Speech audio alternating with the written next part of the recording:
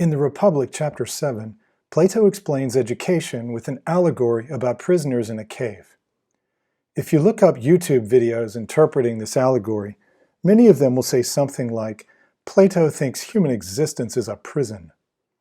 But remember that Plato is giving an allegory, that is, a story whose actions and characters actually refer to something else. A better interpretation would be, Plato thinks that being ignorant is like being in prison. He's not saying that human existence is nasty, brutish, and short, nor is he saying that you must be smart to be happy. But you do need a firm grasp of reality. The prisoners in Plato's allegory have fuzzy ideas and could know much more than they do, but they don't realize what they don't know. In Plato's view, education helps them to realize that they could know more, to gain the knowledge that people have already discovered, and to use their minds to investigate and learn across an entire lifetime. Let's try to understand what Plato is saying, and then I'll give an interpretation of what his words might mean.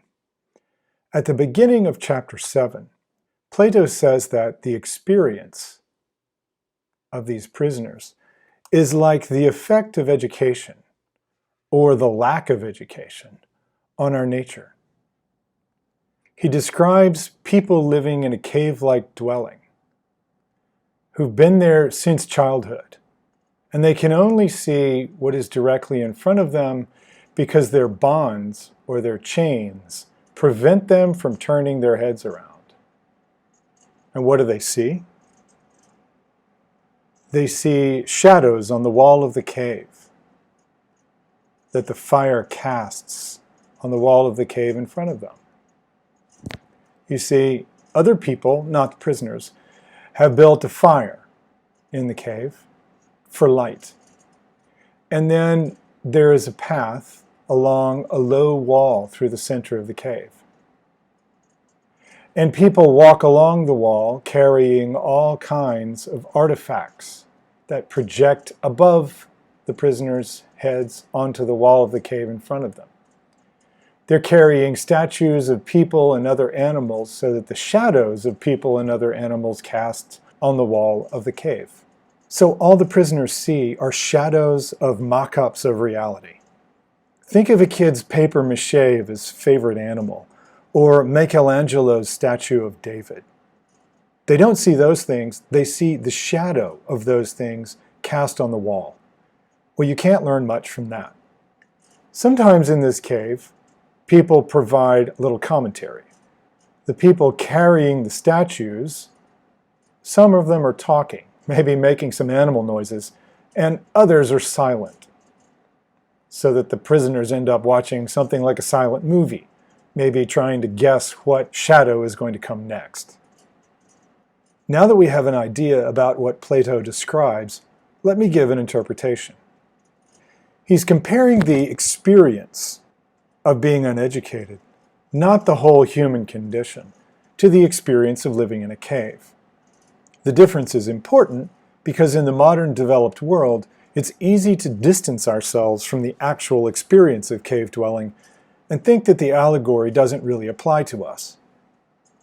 But if Plato describes our ignorance as cave dwelling, the cave refers to any area of life in which a person is ignorant of what they should know. In one way, he's describing a natural progression. Children are always asking why, and then believing what other people tell them. Well, similarly, the prisoners have been there since childhood, and they believe what people tell them. But in another way, Plato is describing the unnatural situation of people who are no longer children, but who have not made the effort to examine their world and truly understand it. As a result, they live with poorly formed ideas and intellects, and at best replace misunderstanding with more misunderstanding. Contrast this kind of person with teenagers, who not only ask why, but also want to see the reasons why things are so, and to form ideas about the world that they see around them. They want to come out of the cave, so to speak. And a good education, often beginning with their parents, speeds their learning. At this point, we could say that Plato thinks education is the opposite of what's happening in the cave.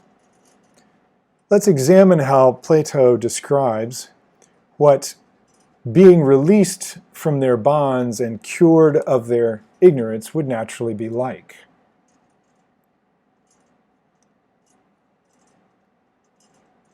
You might expect Plato to describe it as pure joy and liberation. But in fact, he says, when one of them was freed and suddenly compelled to stand up, turn his head and walk and look up toward the light, he'd be pained and dazzled and unable to see the things whose shadow he'd seen before. Plato is saying that learning is difficult, even a painful experience that sometimes people must be compelled to undertake. And to illustrate the point, Plato says that if we took the prisoner out of the cave and pointed to each of the things passing by and asked him what each of them is and compelled him to answer, don't you think he'd be at a loss? In other words, education involves teachers asking you questions you can't answer and showing you ways in which you're wrong. Sound familiar? And then, what about this? Plato observes that the prisoner would believe the things that he saw earlier in the cave were truer than the ones he was now being shown. In other words, when students encounter questions they can't answer, they tend to fall back on their previous unexamined ideas, like the prisoner falls back on ideas from the cave. So it's a struggle to come out of the cave, but is there a way to do it? Next, we're going to focus on a passage where Plato says that the prisoner would need time to get adjusted before he could see things in the world above. At first, he'd see shadows most easily, then images of men and other things in water, then the things themselves. In other words, move from what is easiest and most familiar to what is more difficult. Our prisoner is already familiar with shadows, but now he's seeing shadows of real things and not images of real things. Then the prisoner could move on to seeing reflections of things in water. And finally, to looking directly at the things themselves. It's easy to give a modern-day example. The photoshopped image of your favorite celebrity is seeing the shadow. A clear photo of what that celebrity is like is the reflection in water. And meeting that celebrity in real life is seeing the thing itself. After examining the things just outside the cave, our freed prisoner examines the night sky. Here's the way that Plato puts it. Of these, he'd be able to study the things in the sky and the sky itself more easily at night, looking at the light of the stars and the moon, than during the day, looking directly at the sun and the light of the sun. What might examining the night sky represent? How about turning your mind to more difficult things, more unfamiliar things, to higher things? Finally, the prisoner examines the sun itself, which Plato says provides the seasons and the years, governs everything in the visible world, and in some way is the cause of all things he used to see. Well, what could Plato mean by calling the sun what governs everything visible and the cause of all things? It could be interpreted in various ways, but one way is to say that the persistent student ultimately gains knowledge of things that we cannot see or sense directly, but that we know must be there. The laws of the seasons and other changes in the universe and the causes of whatever exists. And wouldn't it be useful to know those laws and causes? For we could employ that knowledge to change the circumstances of our lives for the better. So where do you think Plato will go from here? More about the knowledge of laws and causes, or something else? If we keep reading, we find Plato speaking about the whole image, fitted together with what we said before. In other words, he's going to explain the point of the whole allegory, that is, what educated people know, and therefore what students should be taught. Plato calls it the knowledge of the form of the good.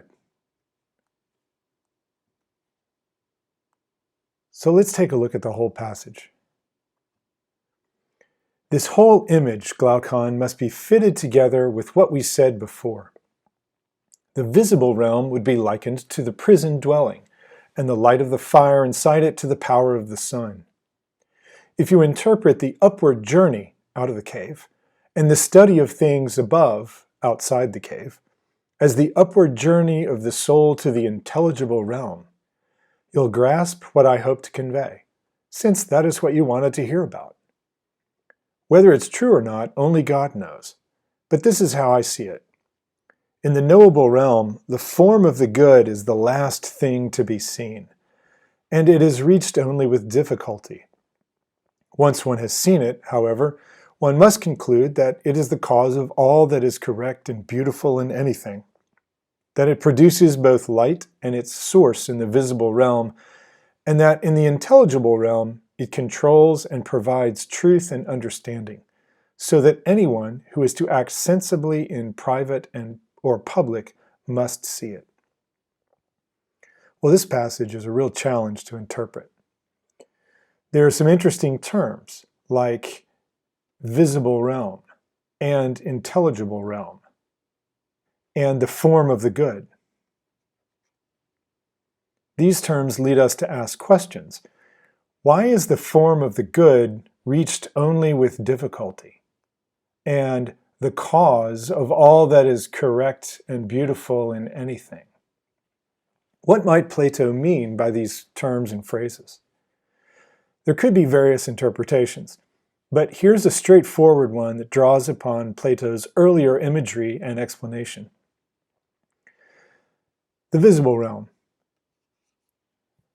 is the realm of things we can see and otherwise sense.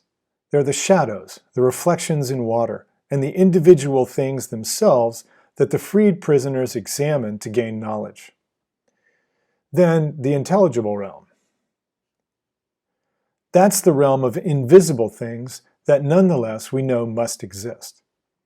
We know these things exist by reasoning about them, and that's why they're called intelligible.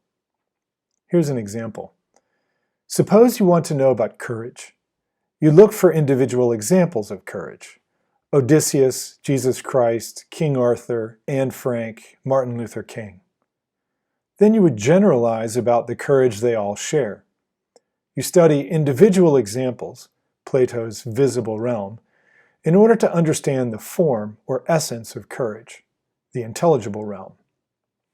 The better you know the forms of things, the better your judgment about reality. Who has true courage, for example? Similarly, scientists have discovered the laws of physics through many experiments on physical things. So we can use those laws to send astronauts into space, for example. This explanation should help you understand the form of the good, which Plato says is the greatest and most difficult knowledge to be attained. But if it is the cause of all that is correct and beautiful in anything, and if it controls and provides truth and understanding, and it's necessary for anyone to act sensibly in private and in public, well, then it is knowledge of the highest value. So, what is the form of the good? We might say it's knowledge of what is good in everything and anything. Or it's the ability to spot what is good in anything or everything. And therefore, it's also the ability to spot what is lacking in every situation, or in every person's character, or in one's own character, or in people's actions. The form of the good is difficult to understand because knowing what is good in life requires broad experience about what is good in many different situations. For example, in different kinds of social relationships, of business situations, political settings. With that knowledge, you could act well in a wide variety of ways, and we might even call that knowledge wisdom. If you analyze Plato's allegory of the cave in this way, you'd have an accurate interpretation of his view of education. You could do away with superficial interpretations, as if Plato compares life itself to imprisonment in a cave. You could give good reasons why Plato saw education as teaching people to examine real things directly in order to gain a real, reliable knowledge. Or perhaps you would give good reasons for a slightly different or even completely different interpretation. In any case, you must do something like this analysis in order to understand what Plato says and to give an interpretation of it. You might call this kind of reading for study. It's obviously different than reading for pleasure, and certainly than reading as quickly as possible to complete an assignment. If you're a beginner at this kind of reading, try to analyze the exact same passages that I have and articulate the same interpretation that I've given, but in your own words, as if you were explaining to someone in your community. Don't even try, not just yet, to come up with your own interpretation. Just see if you can reproduce my analysis and interpretation without memorizing or repeating my words.